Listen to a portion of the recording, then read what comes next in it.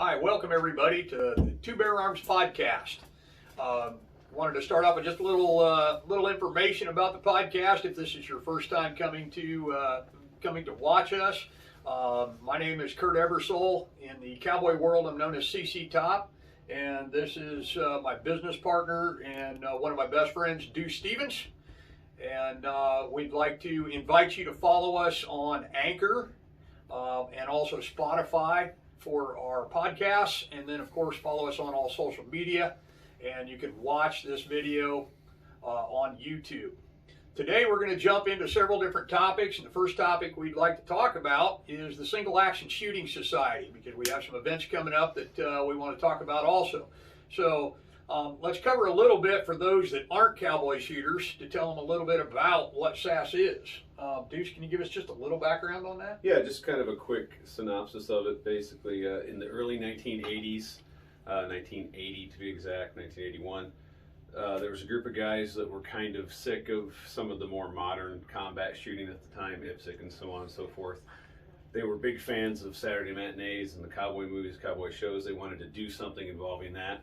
A couple of them had some cowboy style guns, and they decided to get together and kind of have a competition, and it grew from there. So wasn't it just like a bunch of buddies decided to literally just do it in their backyard or exactly whatever? Just a bunch of buddies decided they were going to get something together and kind of be kind of the anti-competitiveness at the time, and you know, they wanted something different and fun, and a little bit of goofball mixed in there as well.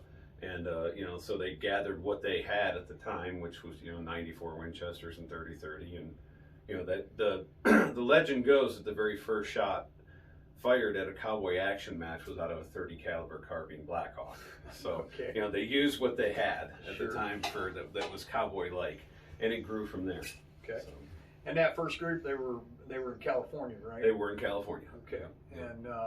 And then it really kind of started exploding as an organization and started getting a lot more structure. What, in the mid 90s? In the mid 90s is when that structure really started forming. They were obviously already having you know, large events at that time, but it really started taking a shape of its own in the mid 90s, and that's when they started working on some programs for the game, RO programs, and started trying to standardize stuff for matches. And then that's when they got it kind of structured, and it started growing. So yeah, it came from West Coast and drifted this way. Crept east. Yeah, exactly. I know, you know, I started in the game in 2000. I think I seen my first match in 2001. I actually started being involved and joining the matches and joined SASS as an organization. I know there was a mass explosion of people coming into the sport about that time, and the next few years it seemed like it was really growing fast. What year did you come into it? Tomorrow is actually my 20th anniversary as a cowboy shooter. Nice. So, yeah, Fantastic. yeah, so I've been at it for 20 years, and you know, again, that big influx was, you know, kind of in the early 2000s to mid 2000s is when we really gained some speed, not only within the cowboy community itself, but also within the shooting community as a whole. You know, you started seeing it on TV more. You know, and early on, there were some EOTs that were broadcast on ESPN. Okay. In a couple of spots. Okay. So yeah, it just started being a little bit more wide-reaching, and you know, and I know in my area, starting in Michigan, we had a lot of offshoots from guys that were coming from the mountain man rendezvousing era of stuff, and that was a natural fit for them. So yeah, fantastic. Yep. And folks, there again, if you're a cowboy shooter, you already know most of this information, but if you're not, one of our many viewers, listeners, SASSnet.com takes you to the world of cowboy action shooting. If you don't remember that, later on when you get home, just type in cowboy action shooting into Google, and it should be the first thing that pops up for you. There's clubs all around the United States and all around the world for that matter. I know the last time I had counted, I think Indiana has 14 clubs. That's where we're based out of. And I know Michigan has quite a few clubs. Yeah, we've got right around the same number. Okay, so yeah, if you check around whatever state you're in and wherever you're listening from, you can go to the SASSnet.com. You can actually look at where the clubs are located. Find them in your area, and then there's plenty of people that'll talk about cowboy action shooting if you want to get involved in it. There's also just a huge amount of videos available on YouTube. I know Deuce has got quite a few videos on there, but there's just, if you just type in cowboy action shooting, you're just going to get a wealth of information about SASS and cowboy action shooting, how to do it, what to get, and we'll cover that in future podcasts. I'm sure we'll do some segments on equipment and the intricate details of the game and that type of thing. Sure. So now, one of the reasons that we started out the podcast discussing SASS was to give people not familiar with it a little background, but we wanted to lead into the next segue, and that is we have a very special event that happens or tries to happen once a year, and that is the World Championship of Cowboy Action Shooting. It's referred to as End of Trail, or for short EOT. Some things happen with it it's normally been in New Mexico at the headquarters at Founders Ranch.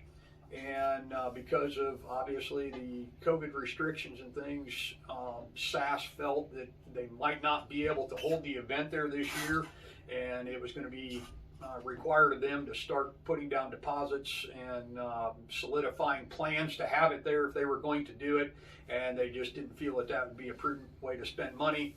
If they ended up not being able to hold it, they were non-refundable deposits, and it's a very expensive event to put on. So that led to conversations with the board, and a decision was made to still hold it, but hold it in another state somewhere that had a much higher percentile of being able to hold an event of that size. So that leads us to our next topic, which is EOT and the location. So what can you tell us about that, Bruce? Well, the SASS World Championship End of Trail 2021 will be held at Paradise Pass, which is in Etna Green, Indiana, right here where we're at today.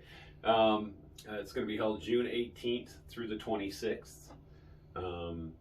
Just kind of give you a little background on how everything's going to work. I'll cover some schedule changes or some schedule updates. Again, we open up on June 18th for registration. The Wild Bunch World Championship will be the 19th and the 20th, that's Saturday and Sunday.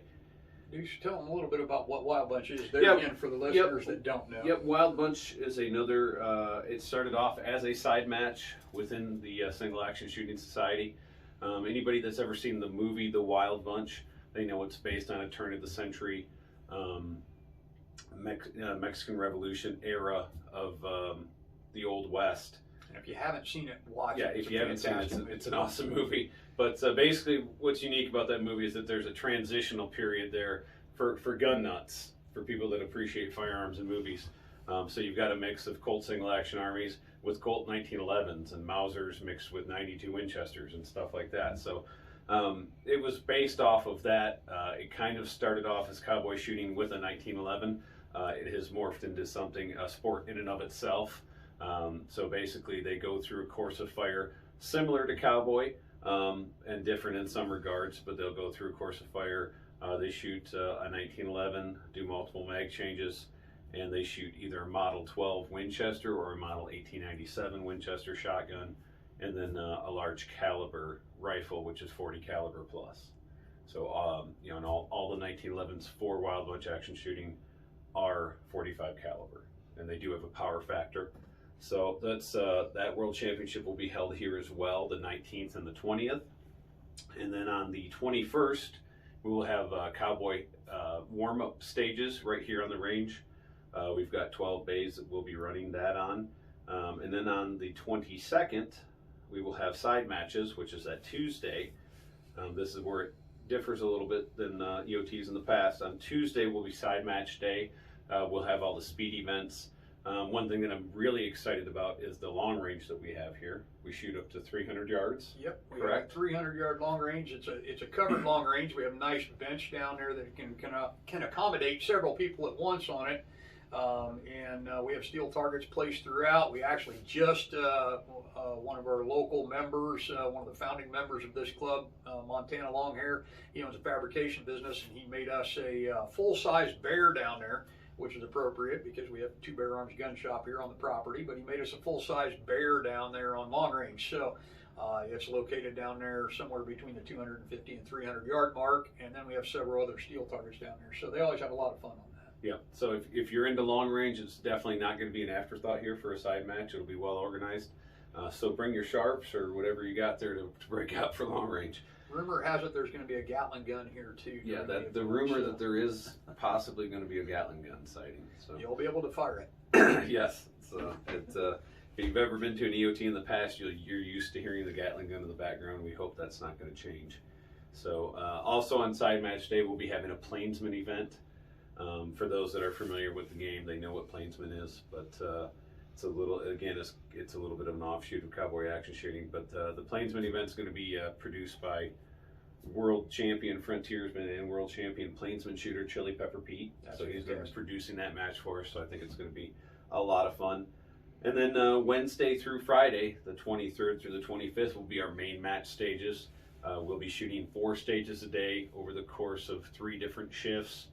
Everybody will rotate. Everybody will shoot either a early, middle, or late shift during the course of that 3 days, and so that will be business as usual. And then Saturday the 26th will be the Top Gun shoot-off, followed by the awards. Fantastic. Yeah. And then we'll have opening ceremonies on that Tuesday. Yes, opening ceremonies will be on Tuesday. Do you want to touch on anything about that? Yeah, we're planning a fantastic opening ceremony.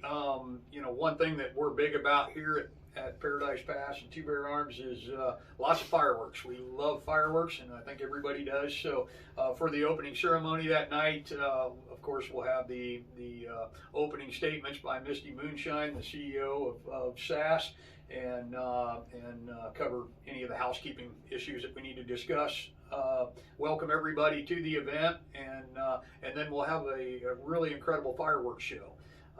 So we're pretty excited about that. Yeah, so that opening ceremonies, you're not going to want to miss it, guys. So, and one thing I'm just going to offshoot and mention here is that June in Indiana, that time of year, is going to be gorgeous. Oh, it'll be fantastic weather. Yeah. If New Mexico, if you thought that was hot, this is going to be nice and cool in comparison. Should have really nice evenings, which will have plenty of campfires. That's the other nice thing about here. And very, very slim chance that there would be a restriction on campfires. That's only happened maybe once or twice in the 20-some years that we've lived here. But we'll be able to have some nice campfires going in the campgrounds, also down around the clubhouse and the common areas and things. We'll have some nice evening festivities. I hear rumor that there may be a cornhole competition one night. I'm sure there'll be a poker tournament and a few other things going on. So, there's always going to be something going on here. Also, just to let everybody know, because I have gotten a lot of phone calls, a ton of phone calls and messages through Facebook and emails, and anyway, lots of contact. Since it was announced to be here on the property. We have plenty of camping here, folks. We've got tons and tons of camping. We stated in the video, roughly 180 spots. That's completely flexible. We also have neighbors' properties secured to rent those properties to be able to use them if we need them. So we have basically adjoining fields that if we decide at the last minute with attendance that we're going to need it, we've got those available. We also we'll know in a week or two about another campground area just down the road. We also added another campground to our website, and SASS is adding it today. So those still looking for the potential of camping off-site with utility hookups, there's several good choices on our website, which is ParadisePassRegulators.com. You can find that also through the SASS website under EOT, and it'll lead you to those links to be able to make contact with them directly. We will also have food vendors here, and that's something that been asked a lot about. Our food vendors, we have several really fantastic trucks scheduled to be in here, trucks, trailers scheduled to be in here, and we worked really hard to make sure we're picking out. We had a huge response from a request for food trucks. In Northern Indiana has a lot of food trucks, so we spent the past several days filtering through and scheduling food trucks. So we have a variety of food. Midwest is known for its barbecue, so we've got a couple of barbecue vendors. We've got vendors that do some gourmet hamburgers. We have some that do some Mexican cuisine, and then some offshoots, kind of unusual cuisines that'll be kind of great. And then we have a coffee vendor. She does smoothies and a bunch of other stuff. So if it is warm, we've got options for that. Nice cool drinks. We don't have an ice cream vendor yet. We're still looking into that. But I also don't know if that's such a good idea. I'll spend way too much time with that. Right. Yeah. So. No, we'll work on that though. We'll try to find one of those. Just so everybody understands too, this is the first time in 40 years. This is the 40th anniversary of EOT. This is the first time it's been held east of the Mississippi. We're very, very humbled and feel it's a great honor to be able to hold it here and host it. And this is a SASS event. This is not a Paradise Pass event. We're the geographical location, and we're helping the logistics and all the initial setup. But this is completely the brainchild of SASS headquarters and Misty Moonshine and her crew there. And they're working tirelessly on this. We were actually still texting last night until 9 o'clock last night over details. So they're working extremely hard to make this as fantastic as all the prior events. Next year it moves, and Deuce, do you want to talk about that and the Nationals maybe a little bit, just a quick touch on that? End of Trail 2022 will be in Phoenix, Arizona. It will be what it was formerly known as Winter Range, which was the SASS National Championship. So 2022 End of Trail will go into the hands of the very capable Arizona Rough Riders and the Winter Range crew. Anybody that's been to Winter Range, you know what kind of a match they run there. Blackjack Zach is going to be at the helm, like he always is, and they are going to do an excellent job because they are no stranger to hosting a large world-class event. So that will be exciting. And then the National Championship Winter Range will go to Oklahoma City, and Flat Top Okie and Missouri May will do a great job there as well, turning what was Land Run into the National Championship. So a lot of exciting things going on, guys. A lot of changes, the one thing that never changes is that things always change. So that's just the way she goes. And I think it's a great thing for growth. I'll just touch on some personal stuff here, and none of it's negative. It's all very positive. But I did love Founders Ranch. I loved being there. It was a magical place. Misty and SASS as a whole did a fantastic job of building that facility into what it was. So I really appreciate the time that we had there. And I appreciate Misty for turning that into what she did, because it was definitely a magical place. As a Flatlander, the environment was always a little bit too harsher for me to get used to. Every year I went out, every year it got easier and more enjoyable for me. So I just want to thank SASS for what they did do at the Founders Ranch, because I think that we did some great stuff and we made some great memories. Just to kind of segue into that, we are going to have some pieces of the ranch here with us at Paradise Pass. We're going to be bringing some targets in, some props. This is going to be end of trail in all of its grandness as well. So this is not at all going to be a diet version of anything. So our intention is to put on the world-class event that it is and has been in the past. I'll just note one example.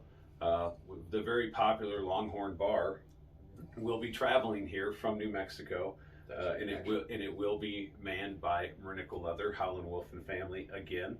They've done a great job as our bartenders over the years there. Very excited to have them here.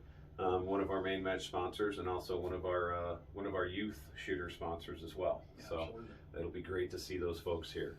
And anything to add to that? Yeah, I know there's a lot of sponsors and a lot of vendors signing up, which is fantastic. If you're a vendor and you happen to be listening, get a hold of SASS headquarters.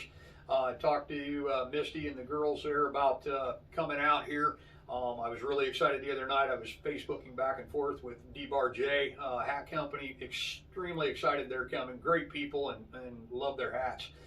So I guess they've already left Las Vegas. They're going to travel around and hit a bunch of shoots on the way here. So talk about excited. They're leaving 120 days sooner than the event to get here. So they're excited. That leads into one other thing here related to EOT. for those that are coming in, our Indiana State Championship, which we've held here since 2008, we will be holding that. It starts 4 days after EOT finishes. So we've got a lot on our plate here, but we're super excited about it. And what we're wanting to tell you is to go ahead and stay for both events. We have a lot of people I've talked to that already had seen one of the other videos that we had done where I discussed that, and I've gotten a ton of phone calls, people from California, Colorado, Georgia, Florida, Texas, that are planning on just going ahead and staying over because you can just leave your camper and everything's set right up. You know, go see the local sites around here. There's a lot of great stuff to see around here. You know, Notre Dame's close by, Amish country's close by, so Amish Acres, Shipshewana, Studebaker Museum. There's just a ton of different things to run around and see, and then just even locally, a lot of the towns are really fascinating. The history in them is fascinating. And you can just stay here on the range and just relax then if you want to. And then we start the Indiana State event, which will go through 4th of July weekend. We will shoot side matches on that Friday, main match Saturday and Sunday, and then awards. So it'll be a fantastic event. Would love it if a lot of you signed up for that. You do that at ParadisePassRegulators.com. You can see all the information about it. And there again, you don't have to pull up and head to another shoot. You can just stay here, shoot it, and then you got 2 great matches in a row. And there will be a full range reset between End of Trail and Indiana, so they will not be the same matches. Yeah, you'll be shooting a totally different match. You know, Deuce and Lassiter are the match directors for EOT. They're writing all the stages for that. And we're not going to discuss a whole lot about that versus Indiana State. And then myself and some of the PBR crew are going to write the stages for Indiana State. So then that way it's 2 totally different looks, even though we have similar styles in the writing. But that way we're giving you 2 completely different matches. All the targets will be reset. All the props will be reset. Even some of the tents and things will be moved around, and some of the amenities. So we might even sleep in between. Maybe. I'm planning on sleeping ahead of time. Yeah. So if you ever asked who was crazy enough to do a world championship and a state championship within 4 days of each other, we are. We're certified crazy. Absolutely certified crazy. Hey, it's only 3.5 weeks of chaos, and then all the time leading up to it. But, absolutely. We'll do fine. We'll do fine. I'm sure. So. Any other comments there? Yeah, just again, he touched on it a little bit. Lassiter and myself will be the sharing match director duties as usual for End of Trail this year, and Cowboy Carty will be our assistant match director as he's been for the last few years. And you know, I'm getting a lot of questions. CC's getting a lot of questions. Style of match, what's going to be happening? The style of the match is going to be, it's going to be a shooter's match. It's going to be a fun match. You know, what you've come accustomed to at End of Trail is what you're going to see. You know, nothing crazy. Good, straightforward shooter's match. We want people leaving here feeling good, having a good time. So that's going to be our direction. Again, we're bringing some steel out from Founders Ranch, so to kind of give you that feel a little bit of being out there. And you know, the direction is going to be a fun shooter's match. That's what we're after. Excellent. Yep, we're really looking forward to it, folks, and we're really excited about it. So the other thing too, one really nice, unique feature about our range, the vast majority of it is in the shade. It's pretty fantastic. Plus, we have a lot of shooting that takes place from inside the buildings. Yep. It's a lot of 3-sided stages there, so and the chance of rain's pretty slim. It's always there, but a lot of the range is shaded. We build it right along the woods line, and then a lot of the camping is shaded too. So it'll be pretty fantastic. So and the you guys, you know, again, just to touch on it, the atmosphere is what I'm very excited about for End of Trail. You know, I'll mention this is private property, so you know, nighttime activities are going to be a lot of fun. We're really big on the family atmosphere here, and I know that CC and I are very excited to, you know, walk from camp to camp.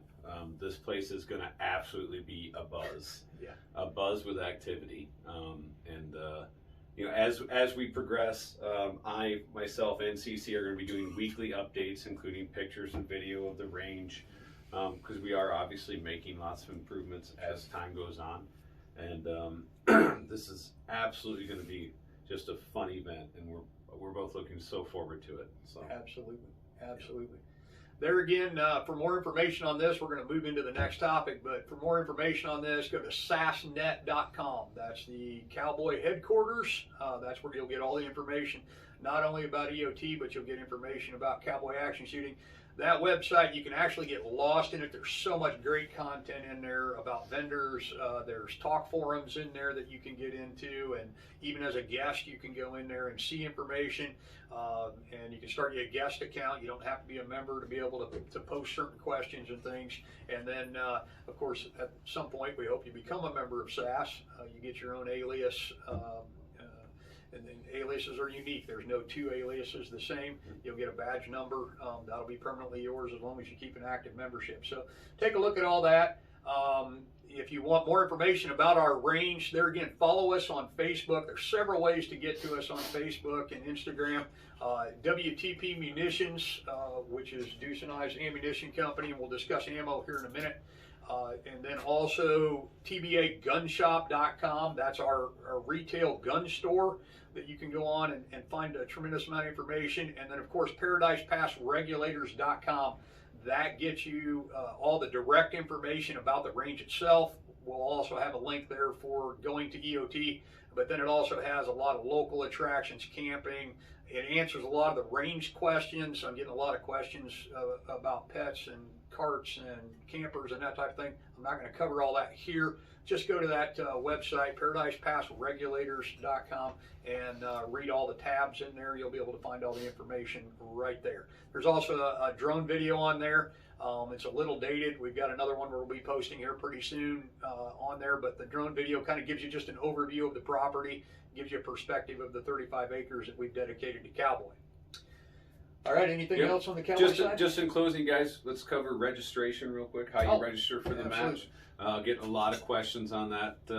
There's several videos released by Misty and by CC on this topic. Again, registration will open February 8th, this coming Monday morning at 9 a.m. Mountain Standard Time. You'll be able to go to sassnet.com, follow the prompts there for end of trail, and that's how you will register for the match. We highly suggest online registration. Yeah, absolutely. The registration, the venue, we are limiting it to 500. We feel that's a comfortable number to operate on. We realize that normally it's an unlimited event, but because the venue's changed and what we are structured to be able to hold, and because everything, pandemic's changed everything. So we're limiting it to 500, though we feel that that is a very acceptable number.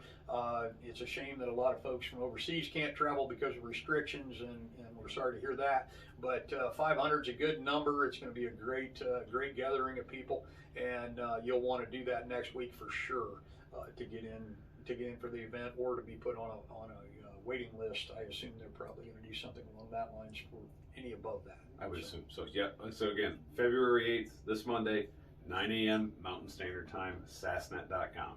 Great. All right, we'll move into the next subject. Now we're going to move away from the cowboy action shooting a little bit. Let's talk a little bit about a topic that is big in just the general population of people who like guns, and that's ammunition. As everybody knows, with the pandemic, it caused a lot of things in the industry to actually go out of whack. And supplies run out, stores have run out of ammunition, and we don't want everybody to absolutely panic. The industry is doing everything that it can possibly do, including our company, all the way up to the large worldwide manufacturers. Everybody's feeling this a little bit, trying to get the raw materials, trying to get the supplies. Anybody out there that has a couple million primers they want to sell, give us a call type situation. So we'll handily pay 2019 pricing for it. So would be great. Yeah. But so Deuce, tell us a little bit about from the ammo side. Deuce actually runs the ammo division. Him and I are partners on We the People Munitions Company, but Deuce is the actual brains behind the operation. He runs the operation. I'm merely the bug in the ear that comes in and says, hey, we need more ammo. So, but tell us a little bit about the situation. Basically, I think roughly sometime around March is when the craziness in the industry started. it's snowballed from there.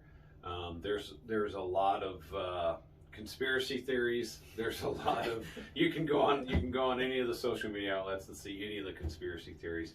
You know, CC and I we've got our thumb on the pulse of the industry, I'd like to say, because we deal with it every day. You know, the shooting industry is his and I's life pretty much 7 days a week. Absolutely. And yeah, I think I can tell you with much certainty is there really is no secret black hole where the ammunition is going. We had a perfect storm, guys.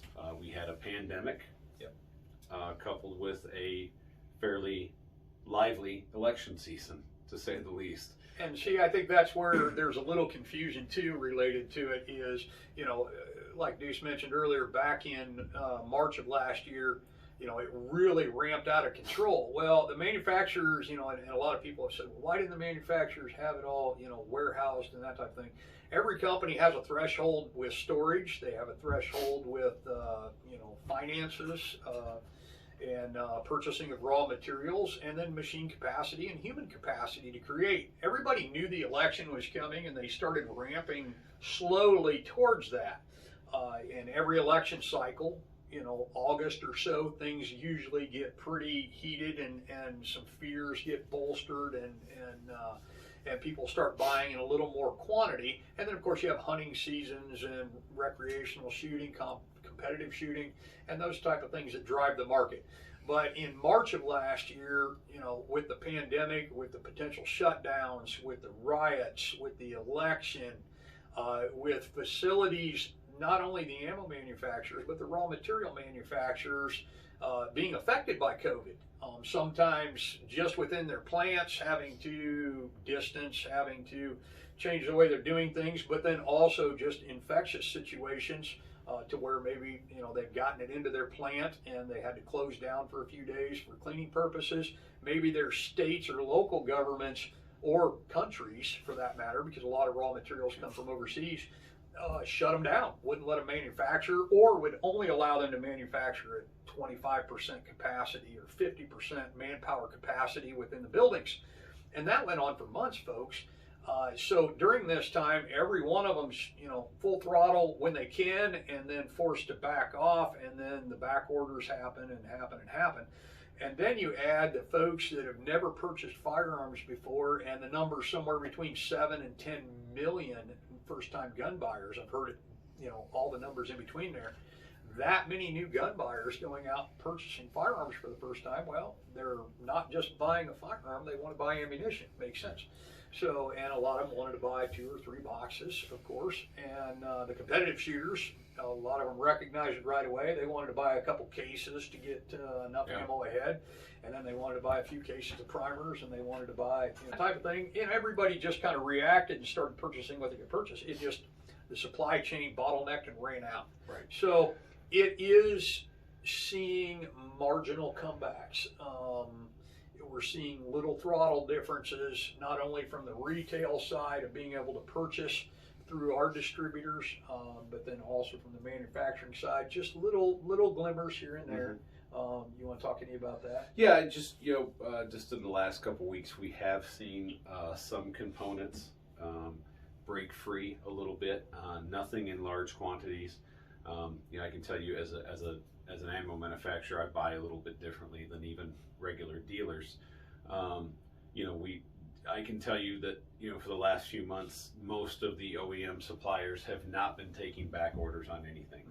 So, and that's true with the retail suppliers too. Yeah, you know, exactly. We are connected with a very good group of distributors and even buying groups and such. Just they're not accepting back orders on things because they don't know for sure when it's coming in.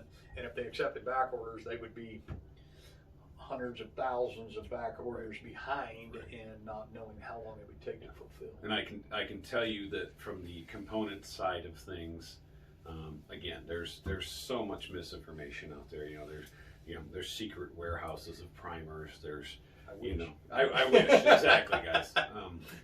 You know, if somebody tells you they've got a warehouse full of primers, No, you don't. No, you don't. Okay. No, you don't. If you do and you haven't sold it by now, Yeah, if you have not sold that warehouse of primers by now, you suck at business. Yeah, Okay. you should have made your money. Yeah, you should have made your money. I got no problem being honest about that. Yeah. So, so there's just so much information, guys. All I can say is hold tight. And one thing I think that we miss as a shooting community, and the industry's kind of missed, is that we didn't get caught on our heels. We got caught on our back a little bit because none of us were ready for the result of what happened with the pandemic. No matter what your feelings are on it, the results and the reality of it were very real. Absolutely. And we're still going to be dealing with that on a daily basis for a long time. So. And your local dealers, everybody tried to react as fast as they could. I know we did, and I to this day still remember the first day that it just went absolutely crazy. And when it went crazy, we were trying to order things at such an epic rate, and things were just disappearing from the warehouses.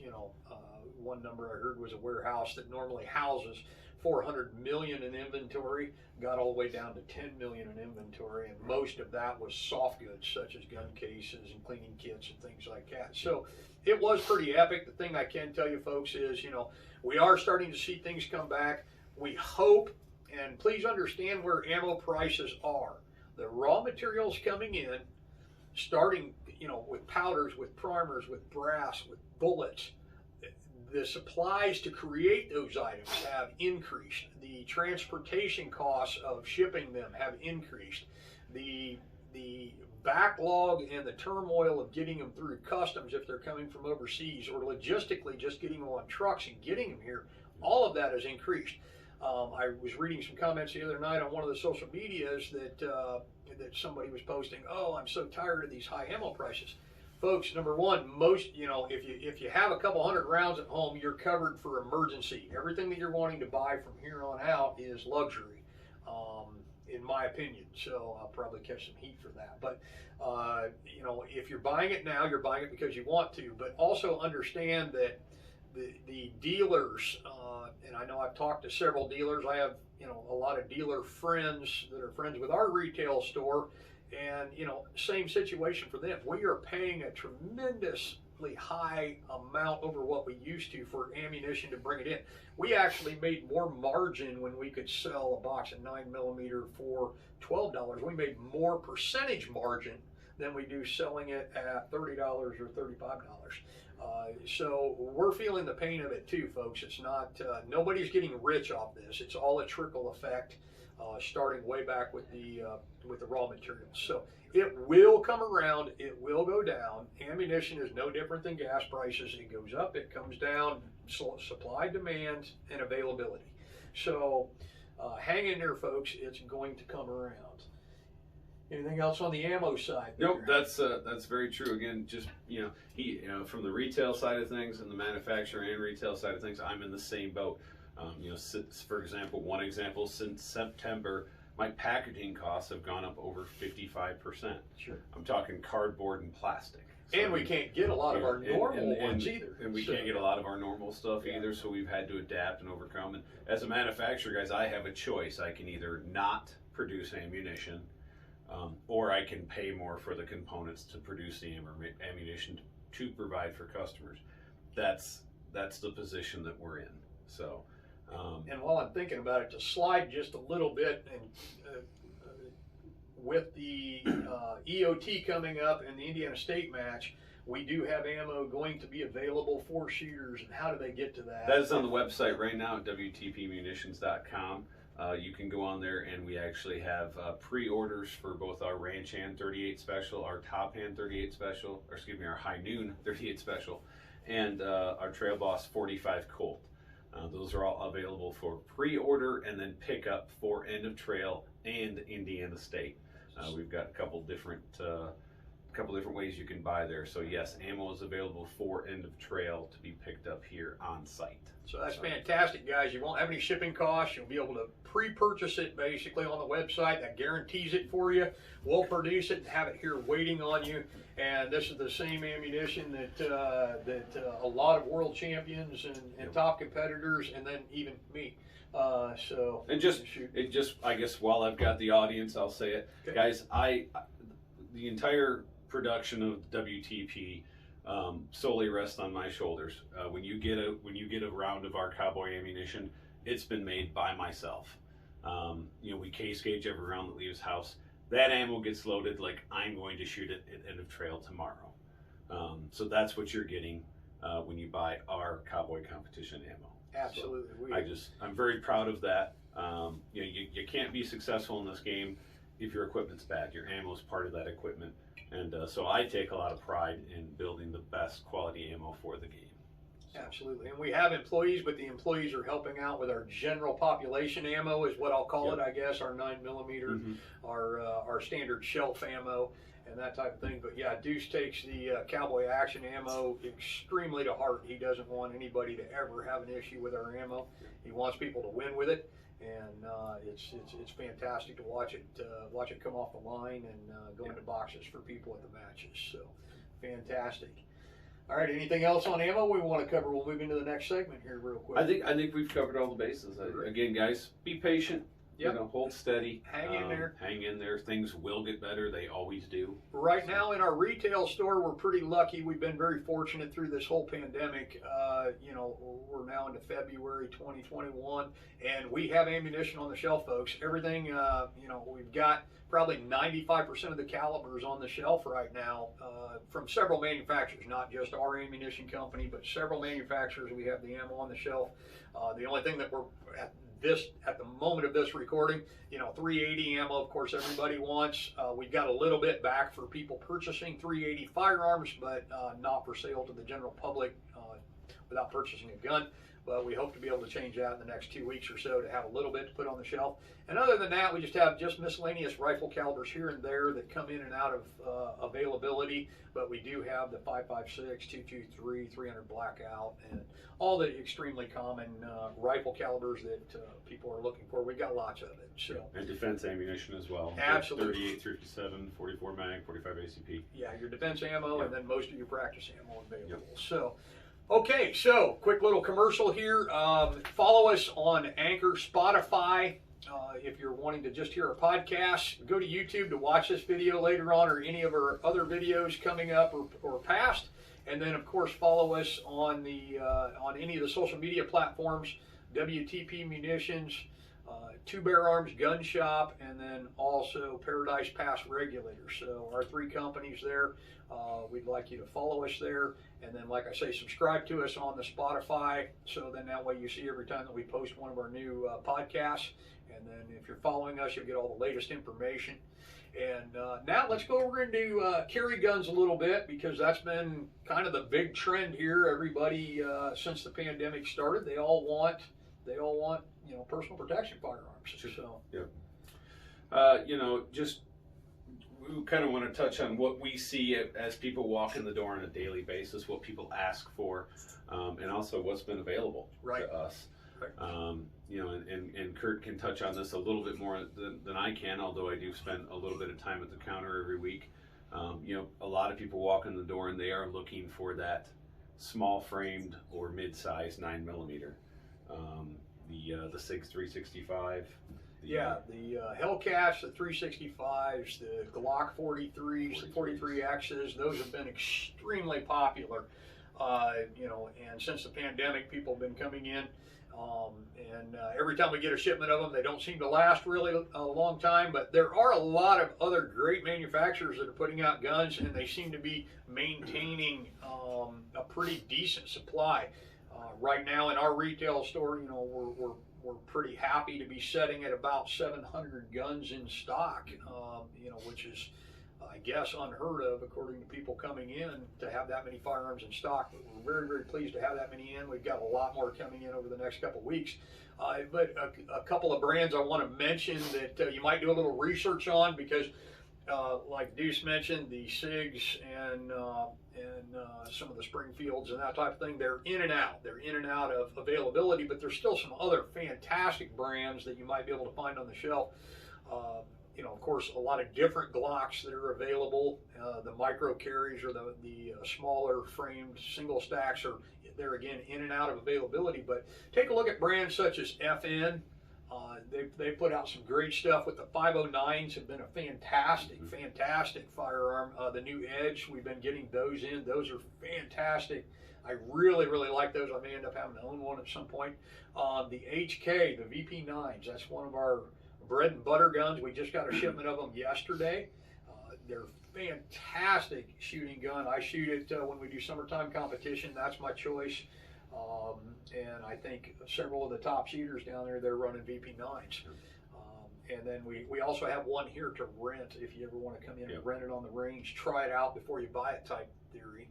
And then one other brand that we'll mention here, and then we're actually going to lead into a little bit of detail information on it, is CZ.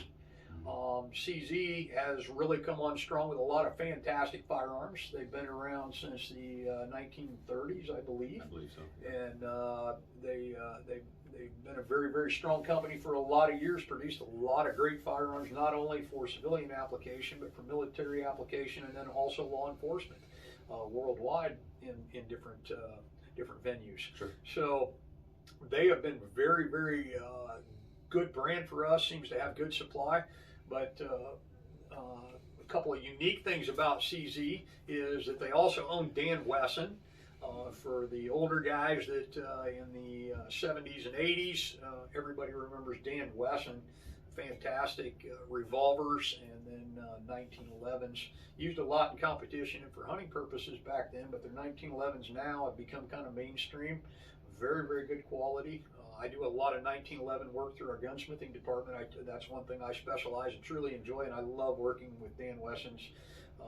And there's usually not a whole lot that can be touched up on them when we pull them out of the box. But the other big news is that CZ is making a bid for Colt Firearms. That's kind of exciting, folks. You want to elaborate a little on that side of it? Yeah, just there's all kinds of different opinions on Colt over the years, and I think one thing that can't be disputed is that they've struggled at times. Whether it's with supply or production, or whatever you want to say, but the one thing that has been maintained is that Colt is still Colt. Colt is still loved by shooters all over the world, and Colt still commands. Number one, they command that market, and they command that price, and people still get excited about a Colt firearm when they see one in the case. I see it in customers' eyes when they come in, and if there's a case full of 1911s of every brand, if there's one Colt, they say, "Oh, there's a Colt." Right. Right. Same thing in the revolver side of things. I think what CZ brings to the table for Colt, CZ has an awesome American presence here. Yes. Their headquarters are based out of Kansas City, and their custom shop, I believe, is Missouri. We said. I think so. Yeah, forgive us if we're incorrect on that, but they've CZ has done an excellent job of communicating with shooters and reacting. Their CZ75 line is obviously an iconic pistol, and they've kind of built and branched off from that. Their P10 series, their polymer frame series, their P7s, they're really gaining in popularity.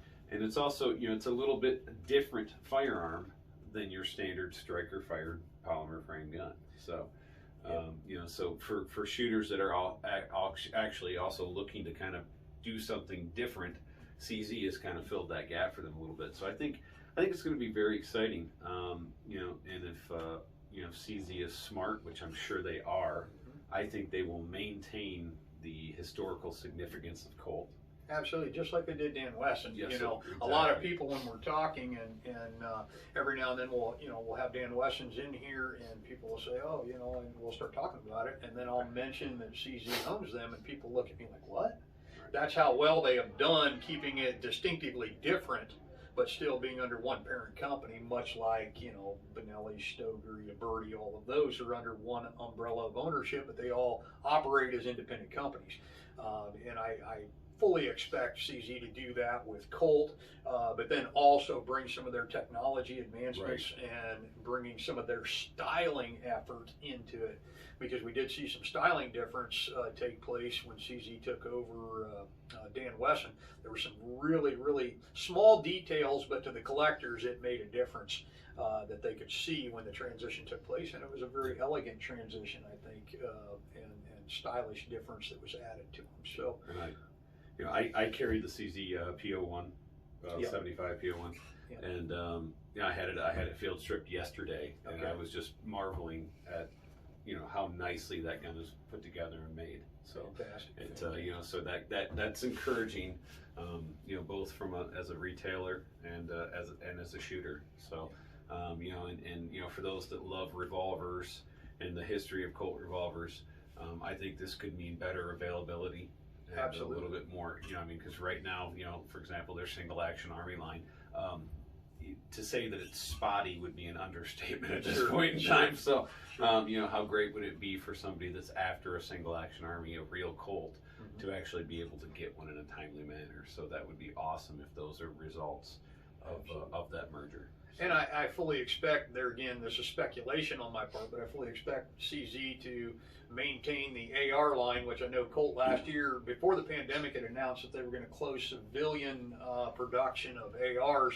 And then when the pandemic hit, they revisited that decision and decided that they would go back into it. So we'd seen a short stall out of inventory on the Colt ARs, but they have finally come back into production to a certain extent. Of course, they don't stay on the shelf very long, but I'm hoping CZ will capture that and do some of the great innovative things that they've done with their own guns and with the Dan Wesson line to further that AR line for Colt, and then of course the 1911s and the revolvers and all that. I think it's just going to be a great combination. So watch for more information on that. I'm sure we'll have that on other episodes that we'll discuss more about it. Anything else you want to cover on the CZ side of things? Nope. I think it's just I'm excited about it. So we'll see what happens with it as it unfolds.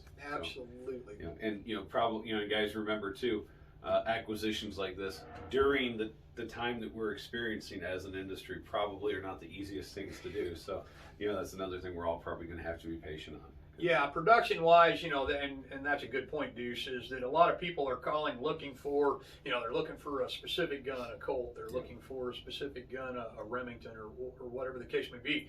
Understand that a lot of these companies, not only are they under the pressure of the pandemic and supply chains and back orders and production and requests, but some of them have had financial problems that they were dealing with prior to. Remington's a good example.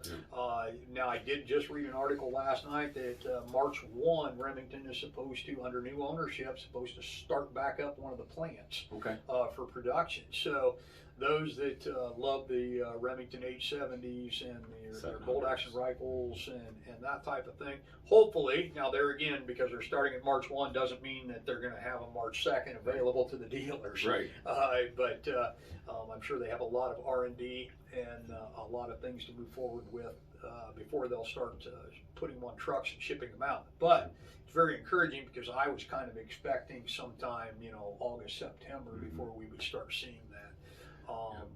And from the parting of the Remington side of things, Ruger purchased Marlin, and I think here coming up we'll maybe do a whole segment. We'll probably, guys, we'll be doing a future segment on that Ruger purchasing Marlin subject, because that's something that we're both very excited about, because we're huge fans of both those companies. Absolutely. And have a lot of history there. And guys, one thing I think that's kind of cool and unique about us is that we do have the ability to obtain stuff as it's produced very early and very quickly from our manufacturers and from our wholesalers. So as soon as we get new cool stuff, we will be having that on the tabletop here to show you guys. So Absolutely. That's something that I'm excited about. So yeah, we'll be doing probably an entire segment on that. Yeah, we're hoping here now that things are starting to normalize for us, or what's normal, I guess. But we're hoping to have a lot of different segments related to and the changes in the market. I know since they didn't have SHOT Show this year, which is the unveiling of so many new firearms, new gadgets, if you will, for the firearms industry and hunting industry. You know, they didn't have that this year, so different brands are rolling out their new products at different times. Some of them rolled them out ahead of when the SHOT Show was supposed to be once it was canceled. You know, Caltech announced several new firearms, and we'll cover that as we can. But they did some really innovative things that are fantastic, and some things that they haven't shipped out yet that we're all excited about to see. And there again, we'll cover that maybe in the next segment or the next couple segments. And but a lot of the hunting products and things we're hoping to bring to you here as they start becoming available. I know I've got some pre-orders and some stuff that should be shipping in pretty soon, and we'll cover some of the product stuff. So. And for those that enjoy the vintage side of the industry and the market, we do turn over a lot of used firearms here. Yes. We take in a lot of used guns. We obtain a lot of used guns through collection purchases and whatnot. So what we'll be probably doing in the future also is highlighting one of our more classic firearms that we might have in the store, giving you a brief history on it. And you know, this is a good time to mention if anybody has any content that you would like to see us cover. Yep. You know, we definitely don't claim to be the smartest guys in the room, but we do have a lot of experience between the two of us, both within shooting and the industry, hunting, and you know, outdoors in general. So if you've got a subject that you'd like to see covered, go ahead and throw us a message or comment, and we'll see what we can do about it, because we love this is CC and I. This is our livelihood. This is what we eat, sleep, and breathe. Yep, so absolutely. You can ask our wives about that. They get pretty sick of it probably every day in and day out. But this is our life. This is what we're all about, and we love every second of it. So if there's anything you want to see covered, let us know.